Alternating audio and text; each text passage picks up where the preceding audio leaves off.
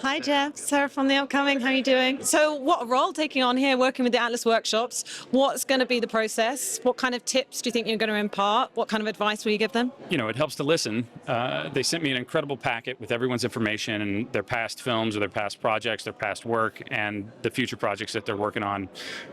Already I'm blown away before I've even met anyone. First and foremost, I'm excited to hear them out, listen to the issues they're having, trying to get these films out into the world, because there are always plenty of issues. I'll just stand as an example that you can come from a place where, the industry is not at your doorstep, and you can actually tell stories about yourself and about your life and about the way that you see the world, and they can actually play on an international stage. I'm proof of that. And why is it so important to nurture talent from all different places, whether that's, in the US, in Europe, but also in this part of the world, particularly where it can not always feel like it's a very level playing field? Oh, look, as human beings, we're better when we communicate. We're better when we know each other. That's what I think advances the world and advances culture, advances society. So the more we can hear from people that we haven't heard from before, the better off we're going to be, the more enlightened we're going to be. And I think that's really what these workshops are about, is making sure we amplify voices maybe we haven't heard from before. And you were mentioning there, you've already started working on some next projects. Can you give us a glimpse of what we can expect? What will you take from your past experiences through to these next projects? I don't know, I'm at an interesting point in my career. I've made 6 films. Maybe I have 6 left. I'm not sure. I'd be lucky if I could do that.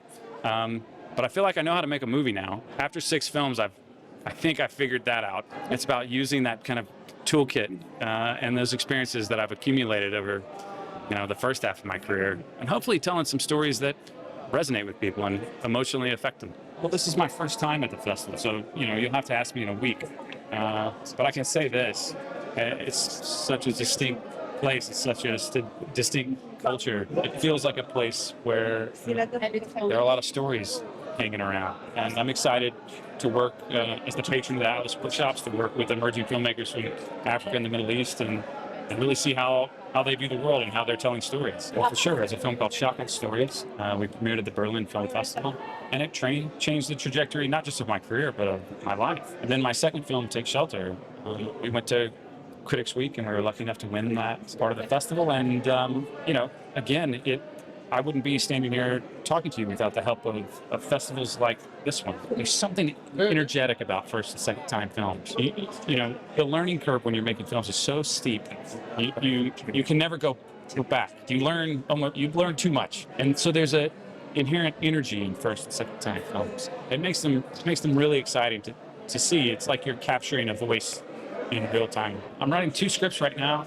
One is an adaptation of the last 2 Cormac McCarthy novels, The Passenger and Stella Maris, and then an original script of mine, which I haven't talked to anybody about yet. So.